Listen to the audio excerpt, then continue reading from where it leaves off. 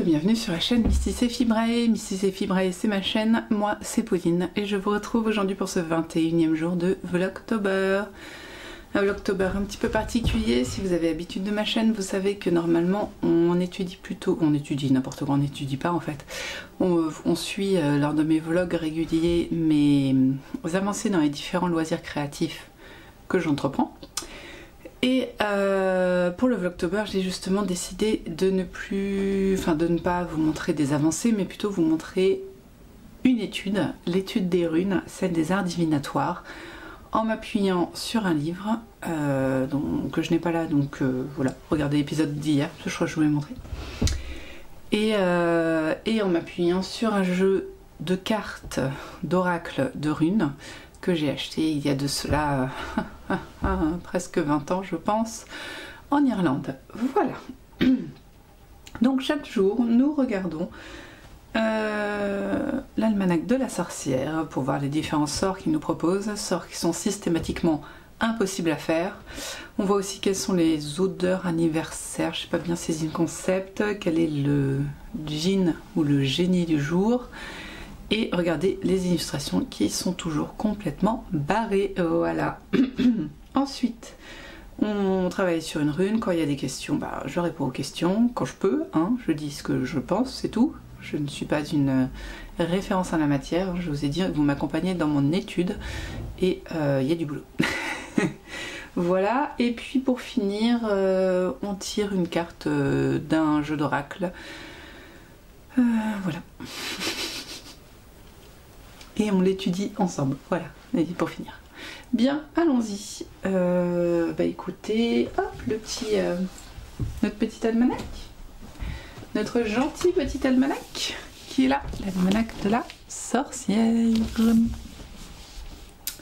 Alors, qu'est-ce qu'il nous dit aujourd'hui, en ce 21 octobre? Yep, là, voilà. Alors, c'est la Saint-Wolfgang de Ratisbonne, le patron des bûcherons, et la Sainte-Ursule, la patronne des institutrices. Donc s'il y a des institutrices devant leur poste de télé ou leur ordinateur ou leur téléphone, bonne fête. Le génie du jour, c'est Mumia. Ce génie fait réussir en toutes choses et influe sur la longévité de la vie. Plutôt bien ça. En réalité, le génie, je pense que c'est la personne, entre guillemets, l'ange auquel Dupré on interfère en ce jour-là par rapport à certains sujets, le moment où il est le plus puissant, entre guillemets. Bon, je crois que c'est comme ça qu'il l'envisage. Hein. Après, parfum du jour d'anniversaire, ambrette, piment, et notre fameux muguet du mois d'octobre. Je crois qu'il nous aura suivi tout le mois d'octobre. Ah oui, il donne toujours des jours de chance que je ne récite pas parce que c'est toujours ridicule. C'est un jour propice à la consécration d'un talisman. Si votre anniversaire coïncide avec cette date, la consécration sera doublement efficace. Voilà. Ensuite, nous avons la création, le sort, la recette du jour, c'est la création d'un talisman spécialement réservé à réussir au baccarat. Ou à la roulette ou au poker. Donc comme je ne joue aucun des trois, nous n'irons pas plus loin. Sympa. Nous avons un exemple là d'illustration de chasse aux sorcières. Vous voyez, là on a des pèlerins, clairement, avec une sorcière qui est mise dans l'eau, pendant que le paysan, lui, il travaille, hein, tranquille. Là, je pense que c'est une représentation du diable. Et voilà, l'idée est de voir si la sorcière meurt ou pas. Écoutez. Et alors là, j'aime beaucoup cette illustration parce qu'elle est ridicule aussi. Voilà, donc là, il nous parle de quoi? Mumia influe sur la longévité de la vie. Mercure ouvre la porte de la mort. D'accord. Non, c'est pas si ridicule en fait, parce que c'est une illustration de Mercure. Voilà. Pourquoi a-t-il une tête à ses pieds? Je ne sais pas. Le 22, c'est demain, on est bien calé. Ok. Eh bien, parlons runes alors dans ce cas-là. On arrive sur notre 18e rune, Bar. ou Berkanan ou Beork, suivant l'âge ou la provenance de la source.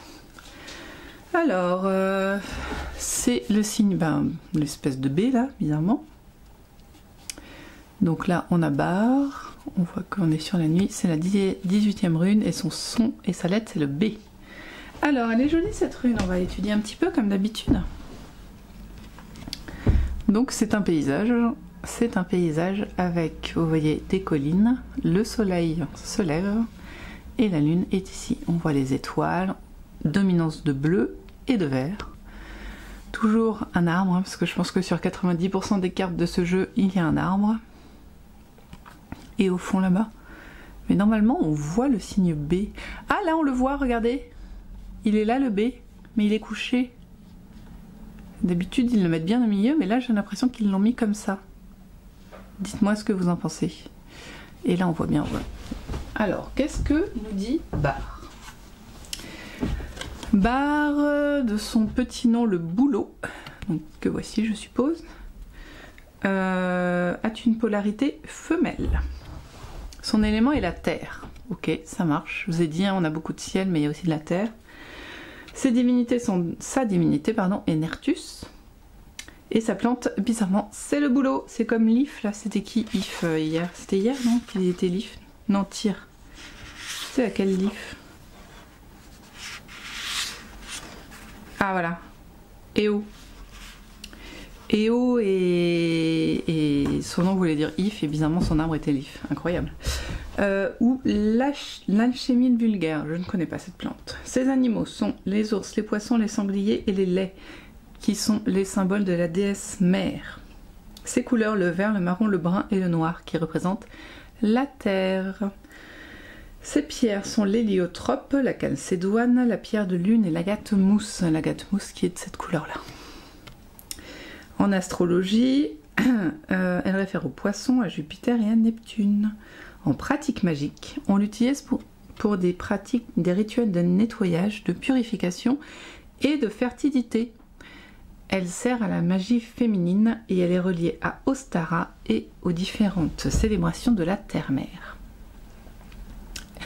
Je respire, voilà. Donc, ce qui nous intéresse en divination. En divination, cette rune est le symbole de la pureté, de la purification et de la renaissance. C'est une rune du mystère et des énigmes. Elle est associée au principe féminin et au principe de la vie. Elle représente la nature, la déesse mère, la femme, les courbes féminines. Elle suggère le commencement, la croissance au sens large, mais aussi la naissance ou la période propice à la procréation. Excusez-moi. Elle indique que le terrain est fertile pour toute forme de projet. Alors, moi j'ai un truc là, en vous la montrant, qui m'apparaît. C'est-à-dire que, bon, j'ai été enceinte 4 fois, pour info, ceux qui ne le savent pas, et j'ai clairement l'impression de voir mon ventre là et mes jambes en position d'accouchement, avec une naissance au bout. Je sais pas si vous voyez, enfin bon, pour ceux qui n'ont jamais donné naissance, je ne vous laisse qu'imaginer, mais clairement, là je me vois en salle d'accouchement si vous voulez. Alors j'ai peut-être l'esprit mal placé, mais toutes ces références à la déesse mère, à la procréation et ben moi ça me rappelle ça, avec justement cette naissance tout au bout. Là on a la naissance du soleil, mais je vois ça moi. Du coup magie féminine, fertilité, le féminin sacré quoi. Et que je le trouve caché, mais je le trouve là, je le trouve. Me demandez pas, la lune symbole du féminin, avec du coup moi je vois la courbe féminine là, et voilà, et l'if qui, non c'est pas l'if ici, c'est le boulot qui représente aussi la rune. Donc voilà ce que je peux vous dire sur cette rune. Donc c'est en résumé, hein, je vous dis le féminin sacré, la magie féminine, la fertilité, parce qu'on voit bien aussi que ces terres sont fertiles. Voilà ce que je peux vous dire sur celle-ci, ce que j'ai trouvé. Et ben écoutez, vu qu'on est sur le féminin sacré et que j'ai un peu la flemme de sortir quelque chose ce midi, je pense qu'on va rester sur le chakra du cœur. Parce que féminin sacré, cœur, c'est plutôt pas mal. Et c'est trop cool, j'ai réussi à réparer ma lumière.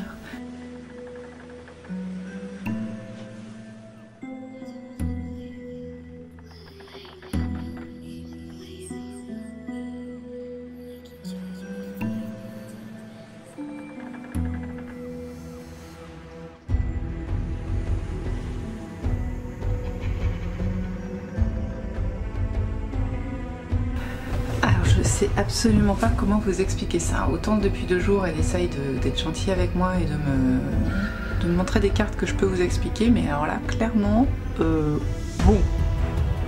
Alors bon, si vous voulez, je vous laisse remarquer que c'est la carte totem entre guillemets de ce chakra, c'est tout ce que je peux vous dire pour l'instant. Ensuite donc nous sommes sur une personne, pour moi, bon c'est censé représenter le féminin mais pour moi on est un peu agenré. J'enlève ça parce que ça empêche de faire le point et ça m'énerve. Voilà. C'est mieux. Ouais, pour moi elle est un petit peu agenrée, c'est-à-dire que oui elle a les cheveux longs blonds, des traits peut-être féminins sur le visage, mais le corps est assez droit.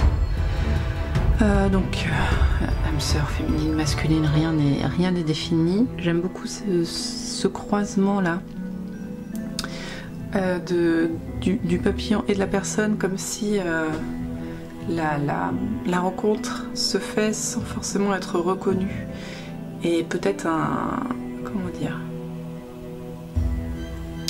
pas un signalement, mais c'est pour montrer qu'il faut peut-être faire attention aux signes et ne pas être ouvert à tous les signes, parce qu'on peut rencontrer la personne sans forcément s'en rendre compte. Voilà, là on a presque l'impression qu'ils se passent l'un à côté de l'autre. Est-ce que c'est l'âme sœur, est-ce que c'est qu'un signe, on ne sait pas, mais en tout cas il y a une rencontre qui se fait pas, hein. Et donc ces petits cœurs là en fleurs, très très mignons, qui montrent que la personne a l'air d'aller un petit peu bien. Bon alors non, en vrai elle a un peu l'air de faire la tête, j'essaie de... Elle a pas l'air méga heureuse la fille, mais on a l'impression que l'intégralité de la carte apporte la joie. Et donc tu connais déjà ton âme sœur, donc le message du texte est clair, c'est que même si tu ne t'en rends pas compte, tu connais déjà ton âme sœur, fais attention aux signes, et du coup tu pourras te rendre compte et vraiment partager avec elle ce que tu es censé partager. À mon avis, c'est ça qu'elle va dire. Pour une fois, clairement, je vois pas trop la référence entre les deux. Dites-moi si vous vous en voyez. C'est vrai que souvent, là, ces derniers jours, on a eu des signes assez énormes des deux cartes ensemble. Quoique l'une à côté de l'autre, on a des... Vous voyez là, ça là, why not?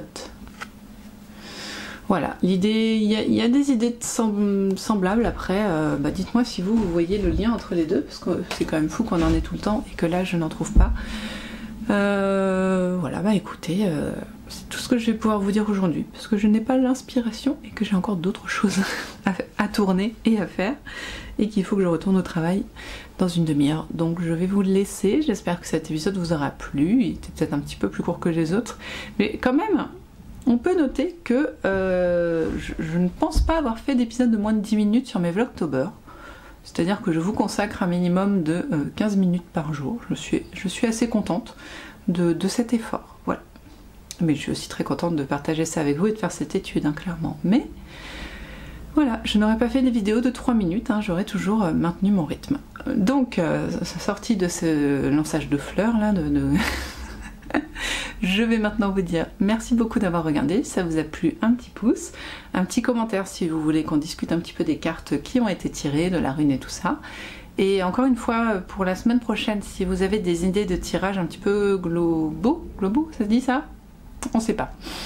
N'hésitez pas à m'en faire part. Il y a déjà une personne qui m'a demandé,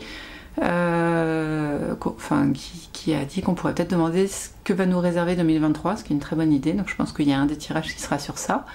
Après, à voir. Écoutez, nous on va en rester là pour aujourd'hui. Au revoir, bonne journée, enfin bonne soirée parce que je mets en ligne assez tard. Et on se voit demain, bien sûr, comme tout.